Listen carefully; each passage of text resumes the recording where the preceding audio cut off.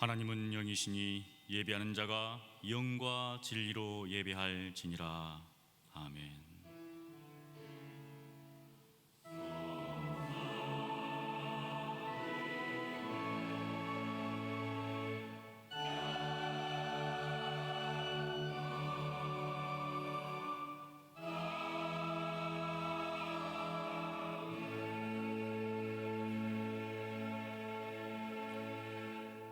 사랑하는 성도 여러분, 요한은 마음이 상한 자에게 가까이 하시고 중심에 통해한 자를 구원하신다고 하셨습니다. 지금 이 시간 성령께서 깨닫게 해주신 대로 우리 각자의 죄악과 잘못을 진실하고 간절한 마음으로 회개하는 기도를 하나님께 드리겠습니다. 거룩하신 하나님, 하나님 은혜에 감사합니다. 하나님의 은혜를 구하며 하나님의 긍휼하심과 자비하심을 구합니다. 우리의 죄악과 우리의 허물을 주님께서 아시오니 주의 시간 맑게 씻겨주시고 다시금 주님 앞에 살 수 있도록 도와주시옵소서. 주의 뜻과 주의 사심 가운데 살기와는 세상 여러 가지 것들에 의해서 저희들의 마음과 저희들의 삶이 늘 주님께서 하시오니 주의 시간도 십자가의 보혈로 정결케 하사 오직 주님으로 다시금 일어서기는 역사 있게 하여 주시옵소서. 저희들의 마음과 심령을 정결케 하시고 저희들의 모든 입술과 삶의 열매들이 적당하도록 아버지 도와주시옵소서. 우슬처럼 나를 정결하게 하소서. 내가 정하리이다. 나의 죄를 씻어 주소서. 내가 눈보다 희리이다. 거룩하신 하나님 아버지, 다시금 주님 앞에 나옵니다. 예수 그리스도의 십자가의 보혈로 저희들의 모든 죄와 허물을 정결케 하시고 하나님 백성답게 하나님 자녀답게 살아갈 수 있도록 하나님께서 은혜를 허락하여 주시옵소서. 하나님께서 역사하시고 놀라운 능력으로 채워주실 것을 믿고 감사하며 예수님 이름으로 기도합니다. 아멘. 전능하사 천지를 만드신 하나님 아버지를 내가 믿사오며 그 외아들 우리 주 예수 그리스도를 믿사오니 이는 성령으로 잉태하사 동정녀 마리아에게 나시고 본디오 빌라도에게 고난을 받으사 십자가에 못 박혀 죽으시고 장사한 지 사흘 만에 죽은 자 가운데서 다시 살아나시며 하늘에 오르사 전능하신 하나님 우편에 앉아 계시다가 저리로서 산 자와 죽은 자를 심판하러 오시리라. 성령을 믿사오며 거룩한 공예와 성도가 서로 교통하는 것과 죄를 사하여 주시는 것과 몸이 다시 사는 것과 영원히 사는 것을 믿사옵나이다. 아멘. 여호와께서 다스리시니 만민이 떨 것이요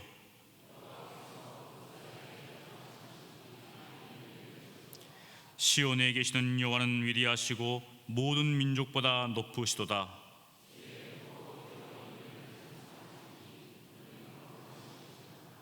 능력 있는 왕은 정의를 사랑하느니라. 주께서 공의를 견고하게 세우시고 너희는 여호와 우리 하나님을 높여 그의 발등상 앞에서 경배할지어다. 그의 제사장들 중에는 모세와 아론이 있고 그의 이름을 부르는 자들 중에는 사무엘이 있도다. 여호와께서 구름 기둥 가운데서 그들에게 말씀하시니 여호와 우리 하나님이여 주께서는 그들에게 응답하셨고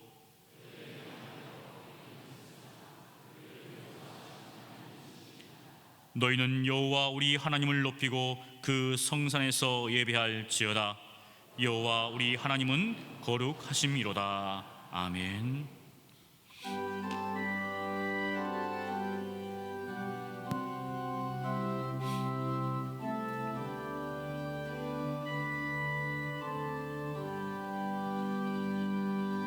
긴 영광 중에 계신 주 나 찬송합니다.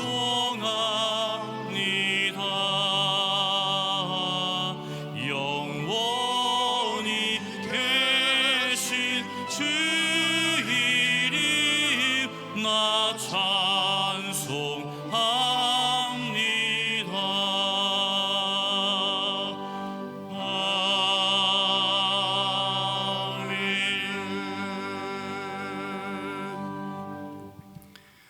전능하신 하나님 아버지, 감사합니다.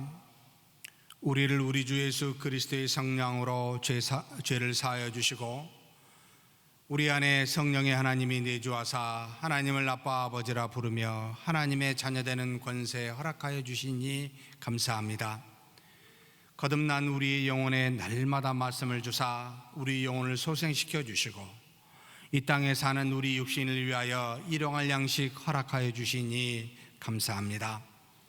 이 모든 것이 다 하나님으로부터 와서 하나님께 감사하기 위하여 하나님이 주신 일부 일용할 양식 중에 11조와 감사와 선교와 각종 목적 헌금으로 우리 하나님 앞에 믿음으로 애물로써 드리오니 우리 하나님, 우리의 믿음은 받으사 날로 성숙한 믿음이 될 수 있도록 붙들어 주시고 우리가 드려지는 이 예물은 이 땅에서 하나님의 나라와 의를 위하여 몸된 교회를 통해 귀하게 사용되어지게 하여 주시옵소서.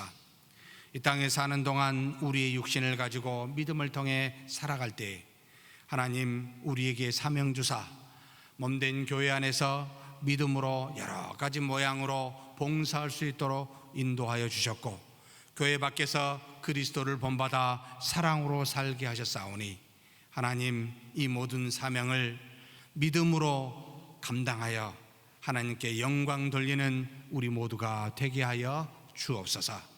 다만 연약한 육신 강건케 하여 주시고 우리의 일터와 우리의 가정들이 믿음 안에서 굳건히 세워지게 하여 주시고 하나님이 우리를 통해 역사하시는 모든 일이 하나님의 영광을 나타내며 이 땅에서 형통할 수 있도록 복내려 주시옵소서. 다만 눈에 보이는 것에 의하여 시험받지 아니하도록 우리를 믿음으로만 살아가는 자 되게 하여 주옵소서. 하나님 이 시간에도 하나님께서 우리에게 보내주사 믿음의 가족이 되게 하신 우리 강대철 전도사님, 김신현 권사님, 유현석 성도님, 유지연 성도님 보내주셔서 감사합니다. 하나님의 뜻이 어디 있는지 우리는 알지 못하오나 믿음의 가족으로, 영적인 가족으로 서로 사랑으로 말미암아 평안에 매는 줄로 하나가 되어 하나님 앞에서 더욱더 은혜와 사랑이 함께 나누며 함께 기뻐할 수 있는 우리의 가족들 될 수 있도록 역사하여 주시옵소서. 이 시간에 머리 숙인 우리 모두에게 한 가지로 하나님의 놀라운 은혜가 임하게 도와주시고 하나님의 말씀으로 충만케 하여 주옵소서. 우리 주님 예수님의 이름으로 기도하옵나이다. 아멘.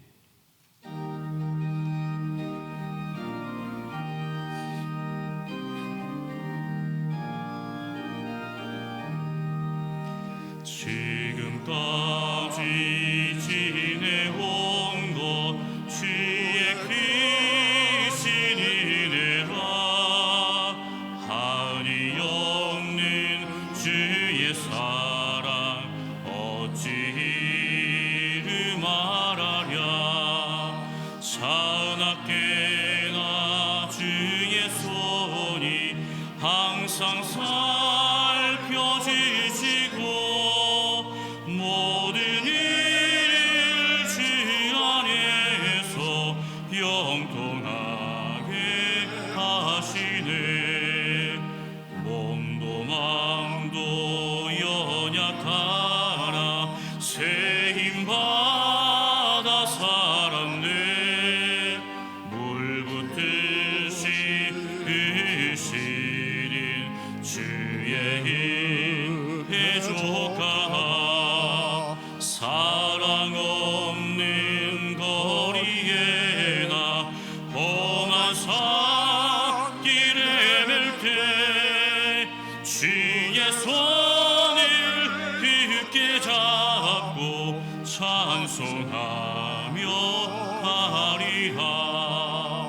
주님 다시 회올라이 날로 날로 다가와 무거운 짐 주께 맡겨 벗을 날도 멀잖네. 나를 위해 예비하신 고향 집에 돌아가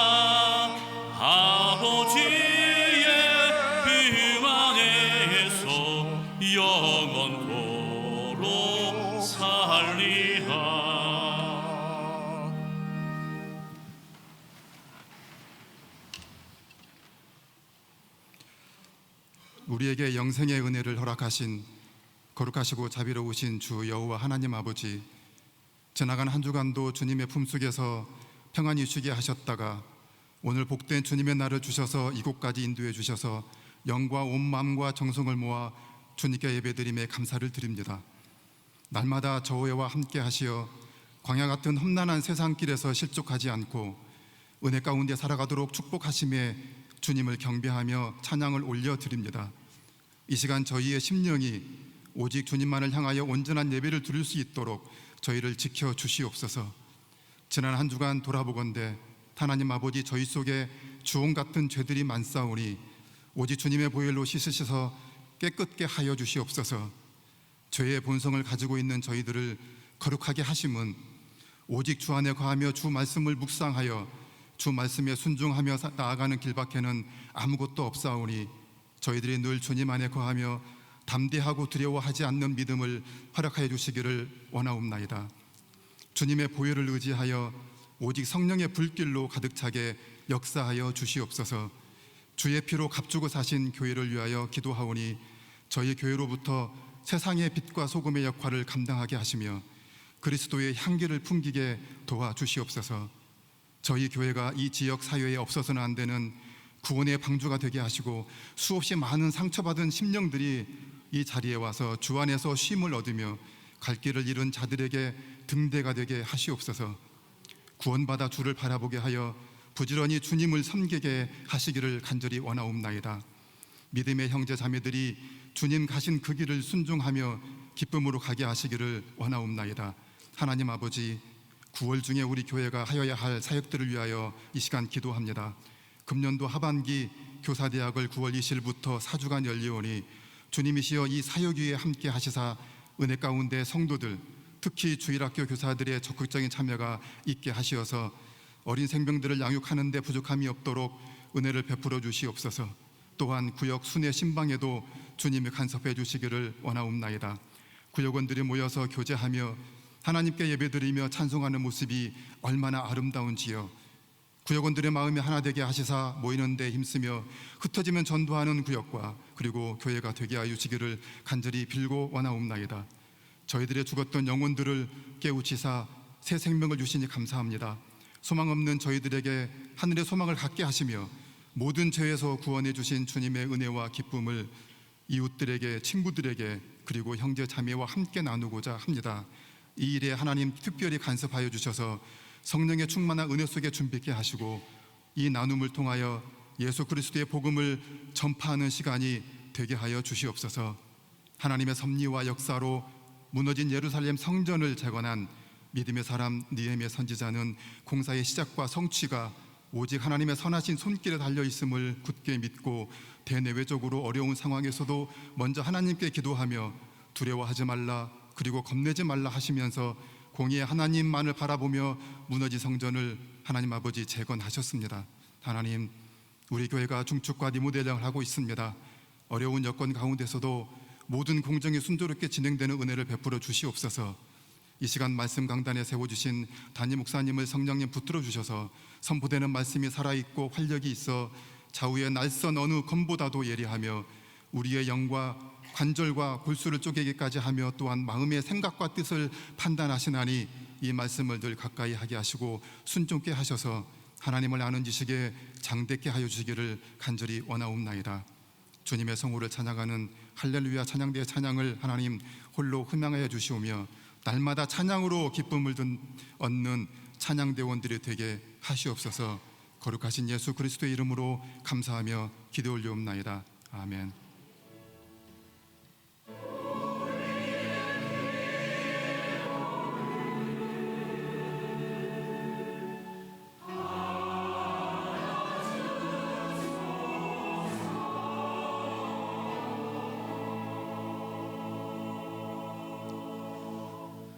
성경 봉독합니다. 하나님의 말씀은 신명기 28장 9절로 14절입니다. 제가 봉독합니다. 여호와께서 내게 맹세하신 대로 너를 세워 자기의 성민이 되게 하시리니 이는 내가 내 하나님 여호와의 명령을 지켜 그 길로 행할 것임이니라. 땅의 모든 백성이 여호와 이름이 너를 위하여 불리는 것을 보고 너를 두려워하리라. 여호와께서 내게 주리라고 내 조상들에게 맹세하신 땅에서 내게 복을 주사 내 몸의 소생과 가축의 새끼와 토지의 소산을 많게 하시며 여호와께서 너를 위하여 하늘의 아름다운 보고를 여시사 내 땅의 때를 따라 비를 내리시고 내 손으로 하는 모든 일에 복을 주시리니 내가 많은 민족에게 꾸어 줄지라도 너는 꾸지 아니할 것이요 여호와께서 너를 머리가 되고 꼬리가 되지 않게 하시며 위에만 있고 아래에 있지 않게 하시리니 오직 너는 내가 오늘 내게 명령하는 내 하나님 여호와의 명령을 듣고 지켜 행하며 내가 오늘 너희에게 명령하는 그 말씀을 떠나 좌로나 우로나 치우치지 아니하고 다른 신을 따라 섬기지 아니하면 이와 같으리라. 아멘.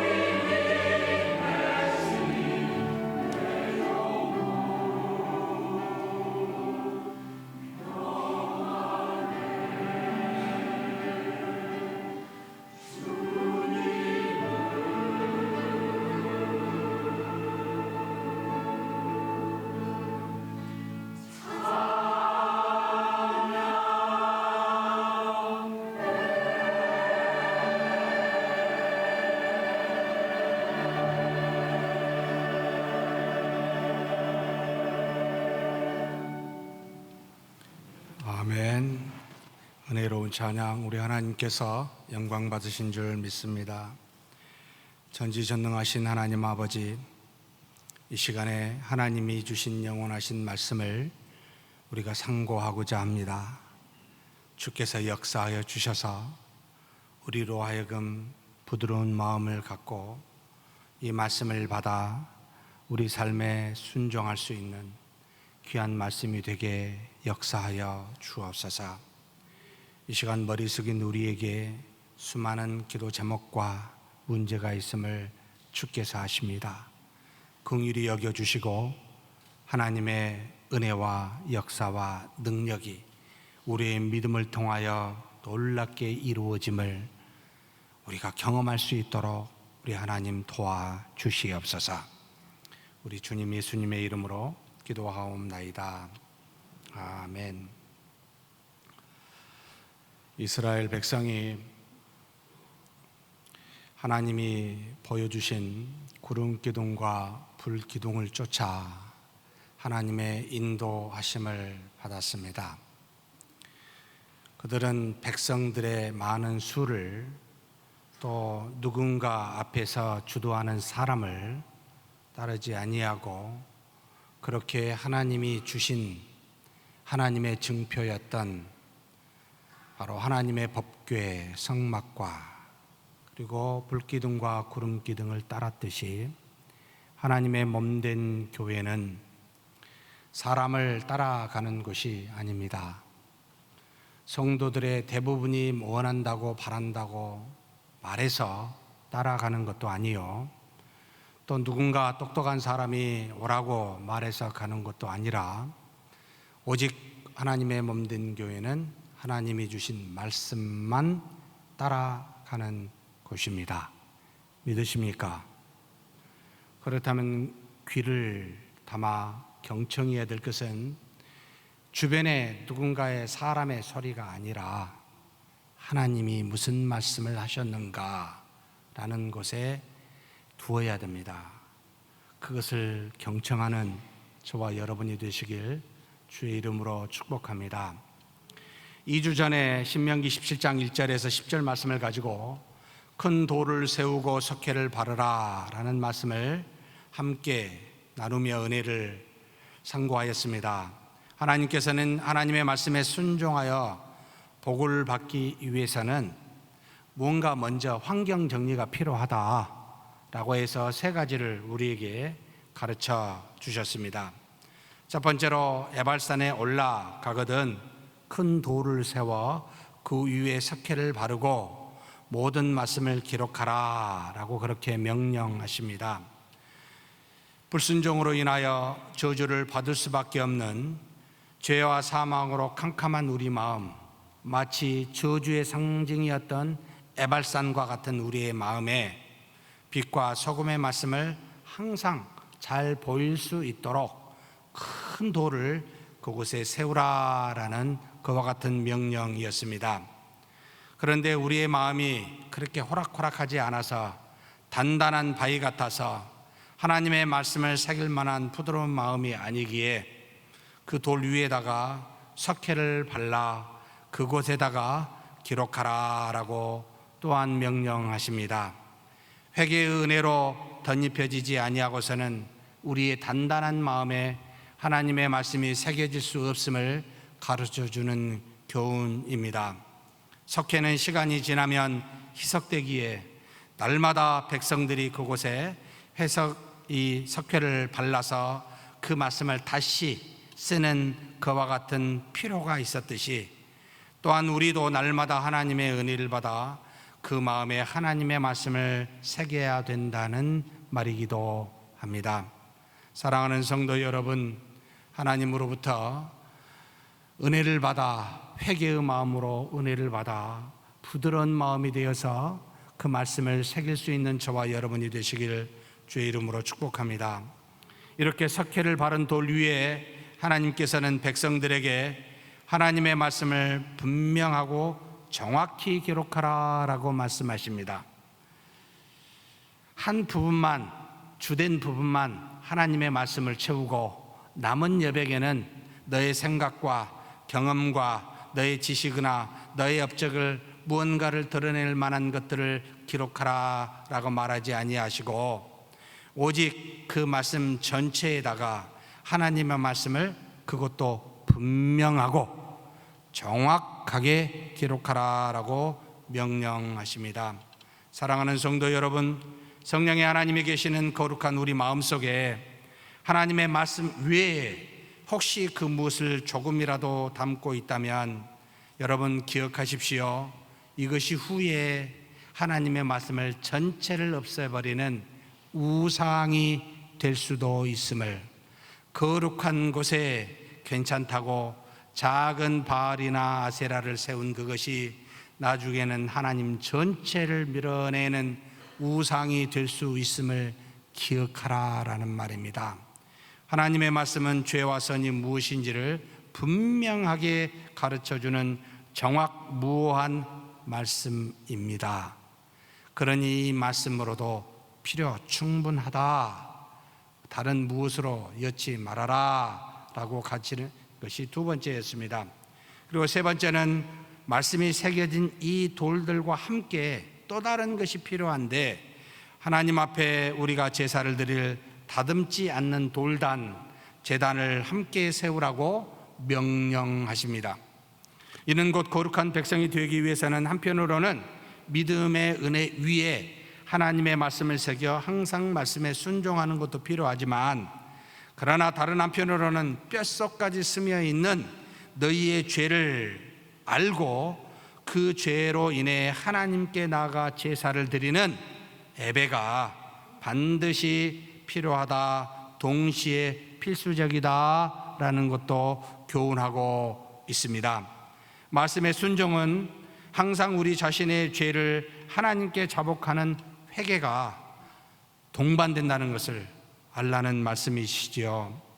그리스도를 믿는다는 것은 우리 죄를 사하는 그리스도께 항상 나아간다는 말입니다. 그저 이름만, 예수님 이름 석자만 믿는다는 말이 아닙니다. 그리스도께 항상 나아간다는 말이요, 사하시는 그리스도 앞에 우리의 죄를 내려놓고 우리가 헐벗고 가난하고 눈먼 그와 같은 존재임을 알고 가난한 마음으로 하나님 앞에 머리 숙여 하나님의 주신 말씀을 마음에 새기겠습니다 라고 하는 것이 그리스도를 믿는다, 그리고 이처럼 하나님 앞에 나와 예배를 드린다 라는 의미입니다. 사랑하는 성도 여러분, 우리 마음에 이와 같이 말씀과 예배를 항상 함께 두어 하나님께 나아가는 저와 여러분이 되기를 주의 이름으로 축복합니다. 오늘의 말씀은 그 유명한 신명기 28장의 말씀입니다. 참 축복에 대한 말씀, 28장만 읽으면 너무 좋습니다. 그래서 항상 28장만, 그것도 전반부만 읽고 싶습니다. 후반부는 별로 안 읽고 싶습니다.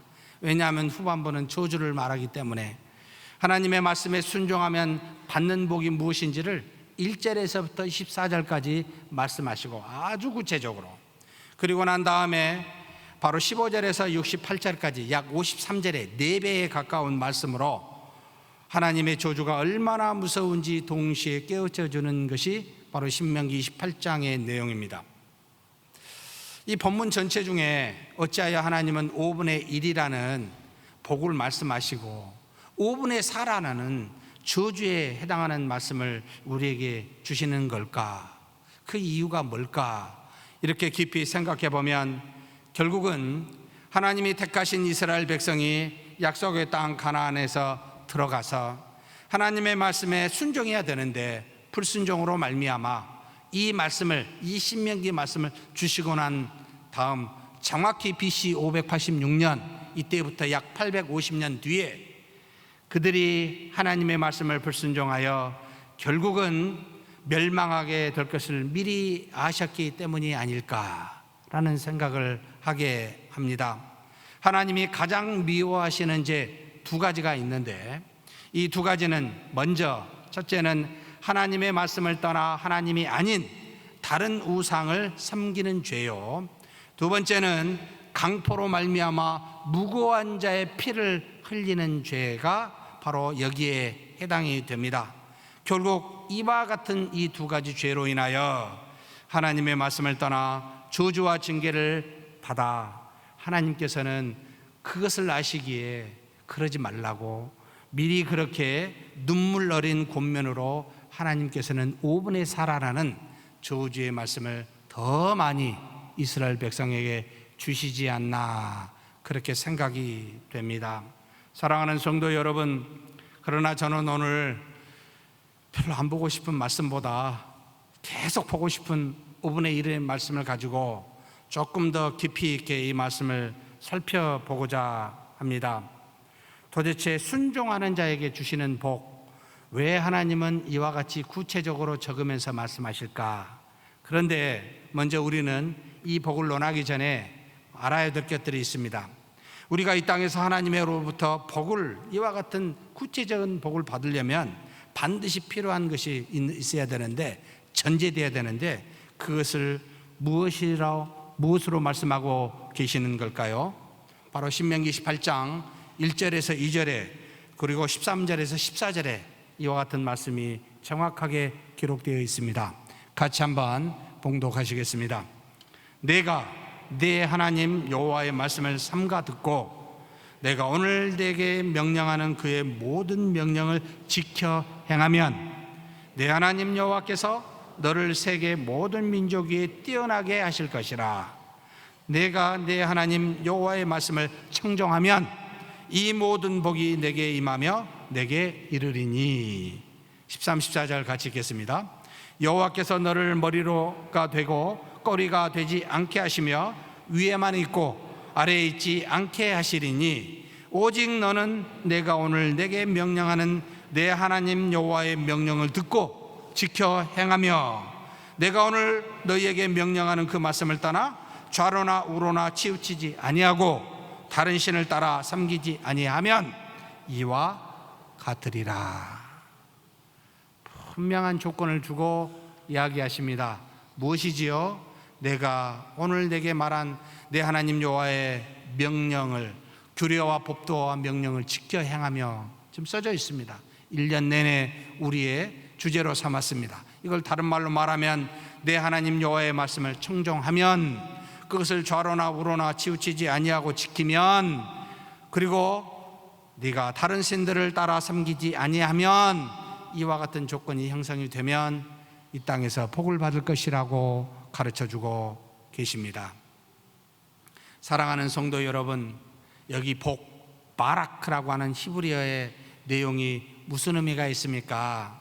하나님이 주신 복은 영과 육을 가진 우리에게 영과 육 모든 것에 유익이 되고 최고의 행복을 주는 것을 의미하고 있습니다.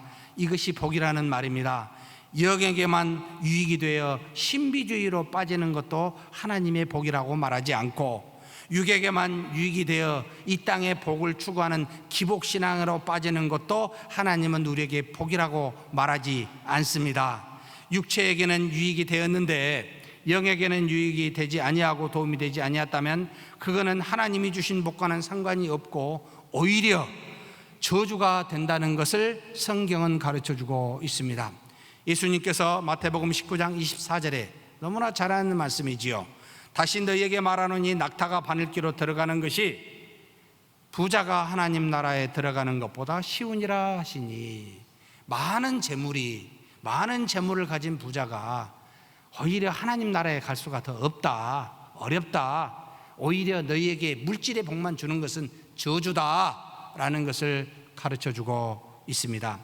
성경에서 이처럼 말하는 복은 한 곳에만 유익을 주는 것이 아니라 전부 유익을 다 주는데, 영과 육의 유익을 주는데 우선순위가 있음을 또한 가르쳐주고 있습니다. 마치 구원의 복음이 먼저는 유대인에게요 다음으로는 헬라인에게 왔듯이, 또 환난이나 영광도 먼저는 유대인에게요 다음으로는 헬라인에게 온다고 로마서 1장과 2장에 가르쳐 주었듯이, 복도 먼저는 영에게 오고 다음으로는 육에게 온다는 것을 가르쳐 줍니다. 그래서 사도 요한은 요한3서 1장 2절 말씀에 너무나 잘 아는 말씀입니다. 한번 같이 이렇게 고백하고 있는 것을 읽겠습니다. 사랑하는 자여 내 영혼이 잘됨같이 내가 범사에 잘되고 강건하기를 내가 간구하노라. 사랑하는 자여 내 영혼이 잘된 것처럼 먼저 잘 됐어요. 구원에 이르는 자예요. 그러면 뭐가 돼요? 내가 범사에 잘되고 강건하기를 또한 구한다. 그것이 따라오기를 원한다 라고 가르칩니다.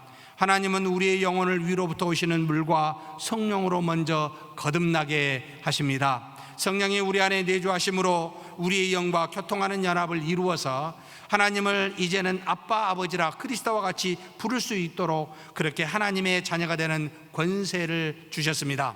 우리 영을 먼저 구원하시고 그 다음에 베드로와 같이 이렇게 이야기하도록, 이렇게 고백하도록 말씀하십니다. 베드로전서 1장 9절 말씀입니다. 같이 한번 읽겠습니다.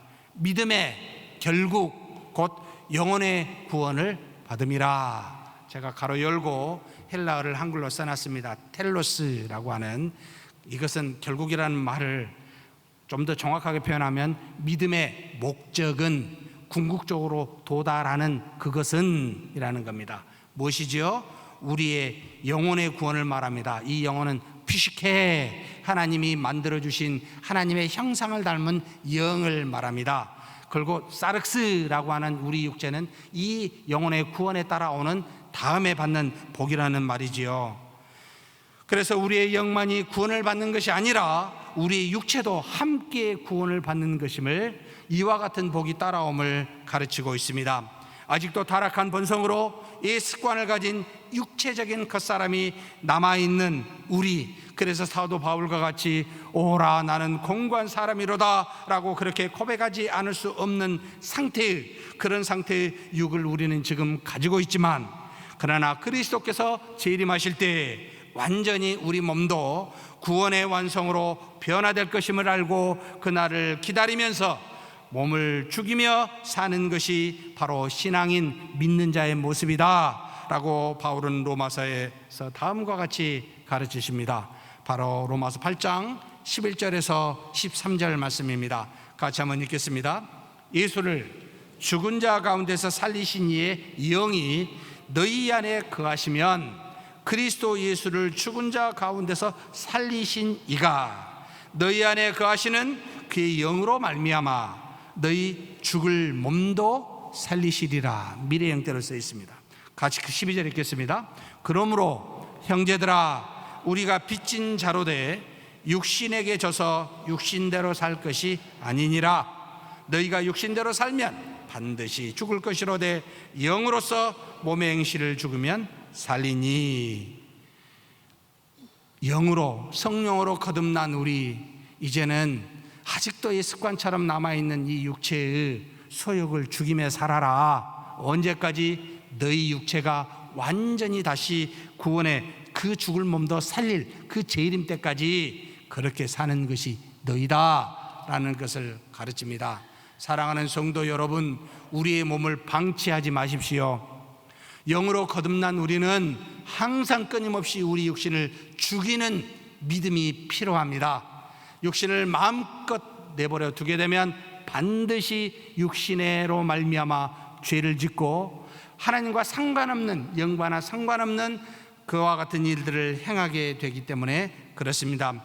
그러면서 동시에 다음과 같이 8장 22절에서 25절에 바울은 가르치십니다. 같이 한번 읽겠습니다. 피조물이 다 이제까지 함께 탄식하며 함께 고통을 겪고 있는 것을 우리가 아느니라. 그뿐 아니라 또한 우리 곧 성령의 처음 익은 열매를 받은 우리까지도 속으로 탄식하여 양자될 것, 곧 우리 몸의 속량을 기다리느니라. 우리가 소망으로 구원을 얻었음에 보이는 소망이 아니니 보는 것을 누가 바라리요. 나 혼자만 읽는 것 같네요. 같이 마지막 읽겠습니다. 만일 우리가 보지 못하는 것을 바라면 참음으로 기다릴지니라. 사랑하는 성도 여러분, 우리의 몸은 주님 재림 때 반드시 여러분 다시 거듭나, 우리 몸이 거듭나 몸의 속량이 이루어집니다. 그리스도께서 부활하신 몸처럼 다시 회복이 됩니다. 그때까지 그 소망을 가지면서 지금 우리 구원받은 변화받은 우리의 영을 가지고 믿음으로 우리 육을 죽이면서 사는 것이 바로 처음 열매 맺은 너희들의 몫이다 라는 것을 가르쳐 주었습니다. 이처럼 하나님이 주시는 복은 영이 먼저이나 언제나 육체가 나중에 다시 그 복을 받게 됨을 가르쳐 주고 있다 이 말입니다. 그래서 하나님은 먼저 영의 복을 주시기 위해서 때로는 육체에게 환난과 고난을 주어 그 영을 겸손하게 낮아지게 해서 하나님의 뜻을 받들어 구원받는 영이 되게 하는 것을 종종 사용하십니다. 신명기 8장 2절 말씀에 이와 같은 내용이 담아 있습니다. 같이 한번 읽겠습니다. 내 하나님 여호와께서 이 40년 동안 내게 광야길을 걷게 하신 것을 기억하라. 이는 너를 낮추시며 너를 시험하사 내 마음이 어떠한지 그 명령을 지키는지 지키지 않는지 알려 하심이라. 고난을 40년 동안 이스라엘 백성에게 주어 가나안 땅에 바로 입성시키지 않는 이유는 내 마음을 낮추게 하시겠다는 겁니다. 그래서 하나님의 말씀을 순종하여 그 말씀을 받아들일 수 있도록 하시는 은혜가 이 고난 속에 있다 이 말입니다. 영에 먼저 복을 주시기 위함이지요. 그래서 예수님께서는 산상수훈의 그 유명한 설교의 첫머리에 다음과 같은 팔복 중에 첫 번째를 말씀하셨습니다. 다 같이 한번 마태복음 5장 3절 말씀을 봉독하시겠습니다. 심령이 가난한 자는 복이 있나니 천국이 그들의 것이며. 어떻게 심령이 가난해질 수 있습니까? 가난하라 하면 가난해집니까? 우리 육체와 우리 환경에 고난과 환난이 오면 우리의 벌거벗은 것, 무능한 것, 나약한 것, 정말 힘없는 죄인이라는 것을 깨달아 낮아지는 역사가 있습니다. 그래서 하나님은 고난을 주사 심령을 가난케 하시고 그로 말미암아 무엇을 주셔요? 천국이 저희 것임을 깨닫게 하사 하나님의 나라를 주십니다. 우리의 영에 복을 주신다는 말이지요. 단기간에 육체적인 고난을 주사 우리의 마음을 가난하게 하시고 그래서 우리 영에 복을 주시는 방법을 하나님은 종종 사용하신다 이 말입니다. 그러나 이렇게 하나님은 우리의 영에게 복을 주시고 그냥 끝나버리는 것이 아니라 다시 그 영을 따라 영혼이 잘됨 같이 범사에 잘되도록 육체에 복을 주시는 것이 하나님의 방식임을 사사기에서 수없이 보여주고 있습니다. 우상을 섬기는 백성에게 이방민족으로 말미암아 고난을 받게 하시고 그래서 그 마음을 가난하게 하사 하나님 앞에 나와 기도하며 경외케 하면 하나님께서는 다시 이방민족을 쫓아내시고 그들에게 평안을 주시고 모든 환경에서 이겨나는 복을 주시는 은혜를 베푸시는 이와 같은 것을 반복적으로 행하심으로 내 영이 잘 되면 내가 범사에 잘 된다라는 영과 육의 복을 동시에 허락하여 주시는 분이심을 알라는 겁니다. 우상을 섬기는 백성에게 하나님이 그렇게 하시므로 우리로 하여금 하나님의 자녀되는 영적인 복을 주셨다 이 말입니다. 그런데 이미 아브라함의 후손으로 이스라엘 백성이 된 지금의 이 모세 앞에 있는 백성들에게 하나님이 생명이 되는 영적인 복을 먼저 주셨습니다. 그리고 난 다음에 내 영혼이 잘된 것처럼 이제는 28장 1절에서 14절 말씀처럼 가나안 땅에서도 이와 같은 복을 받을 것이다, 육체적인 복을 받을 것이다 라고 보장해 주시는데 그 복이 어떤 겁니까? 참 읽어보고 싶지요. 한번 읽겠습니다. 28장 3절에서 8절에 주시는 하나님의 육체적인 복이 무엇인가 같이 한번 읽겠습니다. 크게 읽지 않더라도 아마 크게 읽으실 거라고 너무나 좋은 말씀이니 그래 생각이 됩니다. 읽겠습니다. 성읍에서도 복을 받고 들에서도 복을 받을 것이며 내 몸의 자녀와 내 토지의 소산과 내 짐승의 새끼와 소와 양의 새끼가 복을 받을 것이며 내 광주리와 떡반죽 그릇이 복을 받을 것이며 내가 들어와도 복을 받고 나가도 복을 받을 것이니라. 여호와께서 너를 대적하기 위해 일어난 적군들을 내 앞에서 패하게 하시리라. 그들이 한 길로 너를 치러 들어왔으나 네 앞에서 7길로 도망하리라. 여호와께서 명령하사 내 창고와 내 손으로 하는 모든 일에 복을 내리시고 내 하나님 여호와께서 내게 주시는 땅에서 내게 복을 주실 것이며, 이렇게 자세하게 복에 대해서 기록하며 하나님이 우리에게 이 땅에서 받는 육체적인 복이 무엇인지를 상세하게 적어놨습니다. 야, 참 제가 감독 광주리 떡반죽, 이야, 내가 만지는 광주리나 떡반죽 그릇도 복을 받는다고? 얼마나 놀랍습니까? 그런데 사랑하는 성도 여러분, 이와 같이 땅에서 받는 육체적인 복은 반드시 천재 조건이 있다는 겁니다. 뭐지요? 그의 법도와 규례와 명령을 지켜 행하는 것, 곧 하나님의 말씀에 순종할 때에 온다고 우리에게 교훈하고 있습니다. 우리는 이 전제 조건을 잊어버리고 이 복만 계속 너무 좋으니까 읽으면 되겠습니까? 그림의 떡이 돼버리지요. 전제 조건을 행하지 아니하면 그냥 말씀에 있는 하나의 글자밖에 안 됩니다. 복받고 있는 사람들의 바라보는 하나의 관중밖에 되지 않습니다. 우리가 말씀을 지켜 행하지 아니하면 이와 같습니다. 그래서 반드시 지켜 행하라고 이야기하십니다. 그런데 이제 이렇게 질문해야죠. 하나님, 영적인 복은 공짜로 주시는데 왜 육체적인 복은 공짜로 안 주고 뭔가 이렇게 수고하고 말씀을 지켜 행해야만 합니까? 이왕이면 처음부터 끝까지 싹 공짜로 주시면 안 되겠습니까? 의문이 안 듭니까? 저는 들어요. 그래서 고민하게 됐습니다. 왜 그렇게 하셨을까? 이 말씀 속에 3가지 은혜를 저는 받았습니다.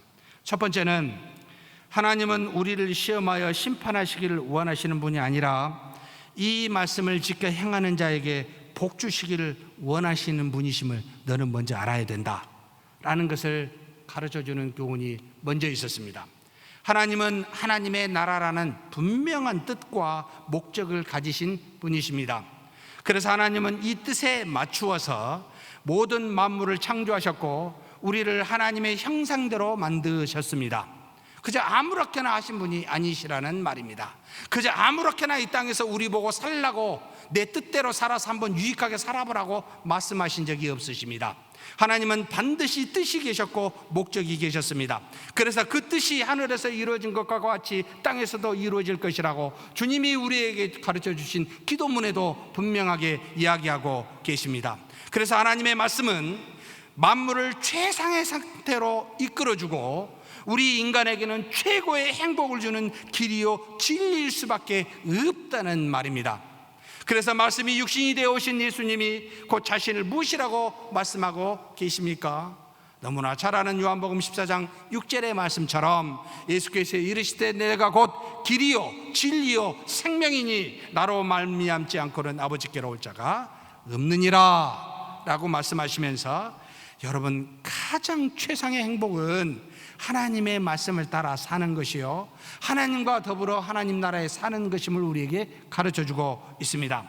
하나님은 이처럼 창조 때부터 하나님의 나라를 목적으로 조건 없이 인간에게 영생을 주셨고 그와 같은 계획을 가지시고 모든 것을 인도하사 역사하여 구원의 경륜을 베풀어 주십니다.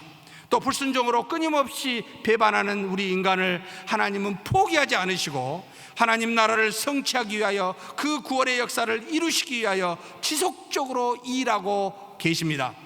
아담이 죄를 지을 때도 셋의 후손이 정말 육체의 눈에 보기 좋은 사람의 딸들을 아내로 맞는 그렇게 그 사람들을 따라갈 때도 노아의 후손들이 바벨탑을 쌓아 자신의 이름을 드높일 때도 이스라엘 백성들이 애굽에서 종살이로 씨름할 때도 구원받은 백성들이 광야에서 불평과 원망으로 모든 것을 얼룩지도록 도배할 때도 하나님은 그들을 구원하시고 결국 하나님은 약속하신 가나안 땅으로 인도하셨습니다. 지금도 마찬가지입니다. 하나님은 하나님의 나라를 이루기 위하여 지금도 우리를 붙드시고 그와 같은 은혜로 복을 주시며 하나님의 나라로 끌어가고 계십니다. 우리가 죄를 짓더라도, 우리가 하나님께 원망과 불평하더라도, 배반하더라도, 수없이 인간의 육신으로 우리의 형제 자매를 향하여 욕을 할지라도 하나님은 우리를 포기하지 아니하시고 복을 주시는 하나님이십니다. 믿으십니까? 비록 백성에 대한 심판과 징계가 중간 곳곳에 있었지만 결국 그들의 영혼을 구원하시기 위해서 하나님은 한 번도 이 심판과 징계를 멸망의 도구로 사용하지 아니하시고 구원의 도구로만 사용하십니다. 이처럼 하나님은 우리에게 지속적으로 포기하지 않으시고 복 주시는 하나님이셨습니다. 이렇게 복 주시는 하나님은 이스라엘 백성에게 하나님의 말씀에서 떠나지 않도록 복과 저주의 말씀을 주심으로 이스라엘 백성이 지속적으로 이 가나안 땅에서도 하나님으로부터 복받기를 원하셨습니다. 그런데 5분의 1에 대한 복에 대한 것보다는 5분의 4인 저주에 대해서 더 많이 가르쳐 주고 계십니다. 왜 그렇습니까? 마치 부모가 어린 자녀가 학교를 갈 때 뭐라고 이야기합니까? 야, 차 조심해라, 사람 조심해라 라고 그렇게 당부하듯이 하나님은 이거 조심해라, 이런 저주가 오니까 하지 말아라 라고 하는 하나님의 복 주시는 말씀이었습니다.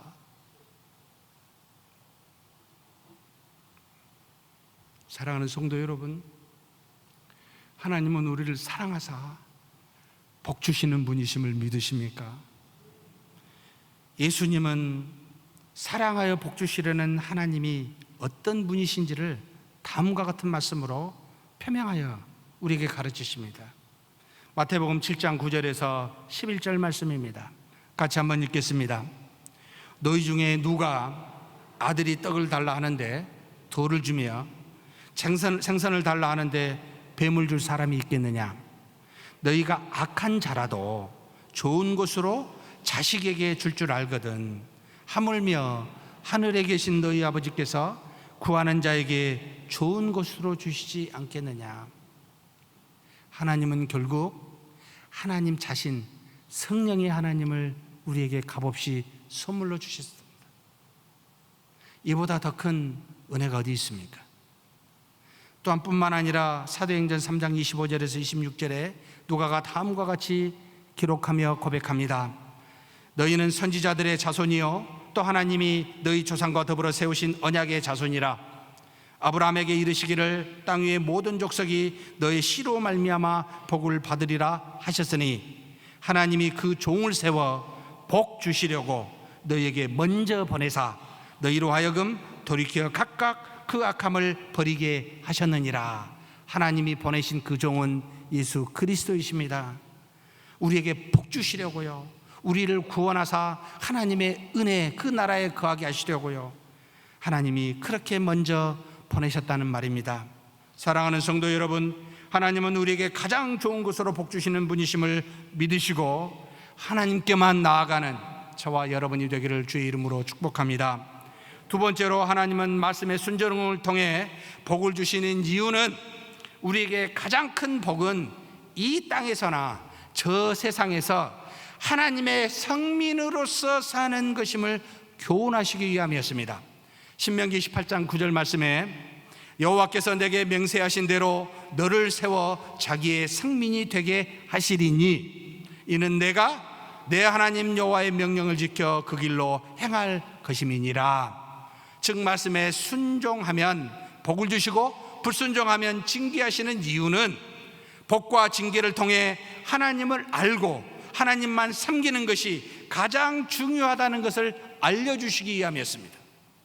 즉 세상에서 가장 큰 복은 하나님에게서 나오는 복이 아니라 여러분 하나님 자신임을, 그래서 그 하나님 그 자체를 믿는 믿음임을, 그래서 너희는 성민으로서 하나님을 믿고 경외하는 자임을, 이것이 가장 큰 복임을 알라고 때로는 순종할 때 복을 주시고 불순종할 때 징계하사 그것을 깨우치게 하십니다. 하나님의 백성에게는 영원한 하나님의 나라에 가는 가장 큰 복이 기다리고 있지만 또 이 땅에서도 다른 민족보다 뛰어나게 하는 복을 받기도 하지만, 이처럼 하나님의 성민으로서 받는 복을 통해 하나님은 백성들에게 또 주변 이방 민족들에게 여호와만이 유일한 신이시며 살아계신 유일한 하나님이심을 만방에 알리시고자 했습니다. 그래서 하나님이 주시는 복을 통해 이스라엘 백성이 성민으로서 이 땅에서 하나님의 찬송과 명예와 영광이 되게 하심으로 하나님을 믿는 것이 가장 큰 복이다. 하나님 자체를 받는 것이 가장 큰 성민의 복이다. 이것을 가르쳐주고 계십니다. 사랑하는 성도 여러분, 하나님이 더 중요합니까? 하나님이 우리에게 주시는 복이 더 중요합니까? 너무나도 당연한 질문을 제가 하고 있습니다. 그런데 우리는 종종 은혜를 구하고 받으면서 은혜를 주시는 하나님을 망각하는 우를 자주 범합니다. 이 문제 해결해 주세요, 저 문제 해결해 주세요, 이게 해결해 주시니 감사합니다, 저거 해결해 주시니 감사합니다 라고 하면서 영원히 떠나지 아니하시는 내 마음속에 계시는 하나님 자체를 얼마나 감사하며 얼마나 감격해 하십니까? 그 한 가지만으로도 이 땅에 어떤 것이 없더라도 우리는 하나님을 찬송하며 하나님께 영광을 돌리며 살 수 있는 존재가 아닙니까? 왜요? 하나님이 내 안에 계시니까요. 하나님의 나라가 내 안에 있으니까요. 그래서 우리는 무엇이든지 당당할 수 있을 뿐만 아니라 우리의 생명을 해하는 자에게도 죽이라고, 오른뺨을 때리면 왼뺨도 때리라고, 그래 속옷 달라면 겉옷도 주면서 가져가라고, 우리 가자, 심리까지 갑시다, 얼마든지 할 수 있는 존재가 되었습니다. 이것이 바로 성민이다, 거룩한 백성이 되는 복이다 라는 것을 가르쳐주고 계십니다. 믿으십니까? 이 복에 더 감사하는 저와 여러분이 되기를 주의 이름으로 축복합니다.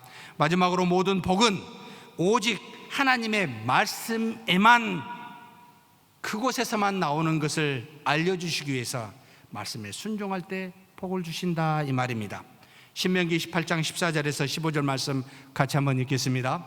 내가 오늘 너희에게 명령하는 그 말씀을 떠나 좌로나 우로나 치우치지 아니하고 다른 신을 따라 섬기지 아니하면 이와 같으리라.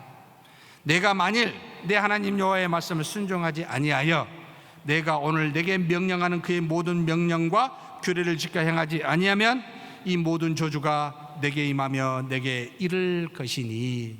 사랑하는 성도 여러분, 모든 복과 저주는 땅에서 나오는 것이 아닙니다. 사람에게서 오는 것도 결코 아닙니다. 오직 하나님의 말씀에서 그 말씀에 순종하면 복을 받고 불순종하면 징계를 받는다. 이 말씀의 여부에 달려 있습니다. 이것을 지금 가르쳐주기 위해서 말씀에 순종하면 내가 복을 받는다고 이와 같을 것이라고 지금 말하고 있습니다. 하늘이나 땅의 모든 복은 눈에 보이는 땅에서 또는 사람에게서 나오는 것이 아니라 오직 하나님에게서 나오는 것임을 가르치기 위함입니다. 보이지 않는 하나님이 보여주고 들려지는 말씀을 우리에게 주심으로 이 말씀을 통해서 백성들이 구원을 받고 거룩함을 입으며 결국 모든 복을 이 말씀을 통해서만 나온다는 것임을 가르치시기 위함입니다. 후에 이 말씀이 육신이 되어 그렇게 오신 예수 그리스도를 통해 말씀이 곧 하나님이심을 보여주시면서 오직 하나님의 말씀만이 하나님과 백성 사이의 유일한 복과 거룩과 구원의 통로임을 분명하게 보이시고 확증하십니다. 하나님의 말씀은 우리의 지식을 위함이 결코 아닙니다. 아무리 지식적으로 말씀을 봐도 여러분 구원에 이르지 못합니다. 그런데 이 말씀은 우리에게 지식으로 주는 것이 아니라 구원에 이르게 하는 지혜와 능력이 있게 합니다. 뿐만 아니라 교훈과 바르게 함과 책망과 의로 교육하게 유익하게 하는 것도 이 말씀입니다. 뿐만 아니라 모든 선을 행할 만한 능력을 갖추게 한 것도 바로 이 말씀입니다. 그러니 말씀을 그저 지식적으로 듣고 읽는 것으로 끝나면 아무 소용이 없습니다. 말씀이 육신이 되어 오신 예수 그리스도를 보십시오.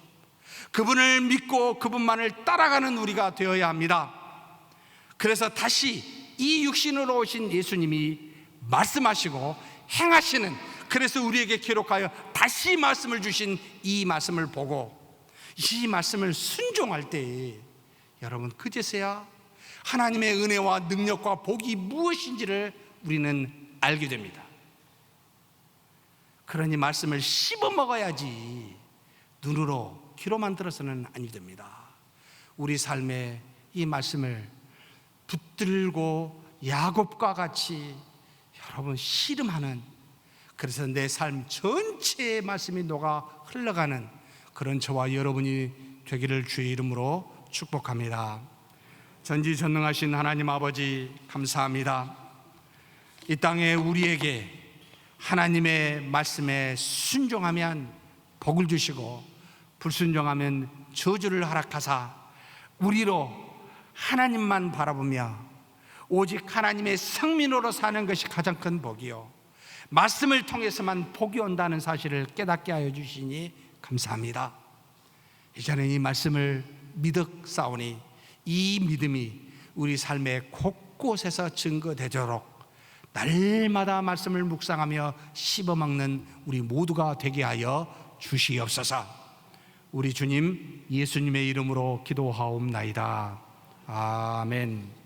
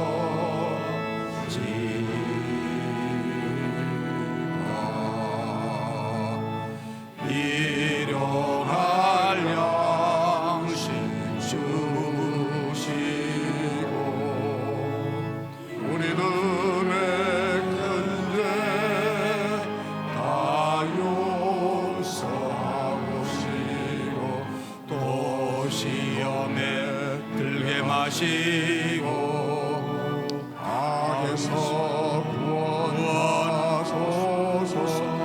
내게 주행하라. 주의 권세, 주의 영광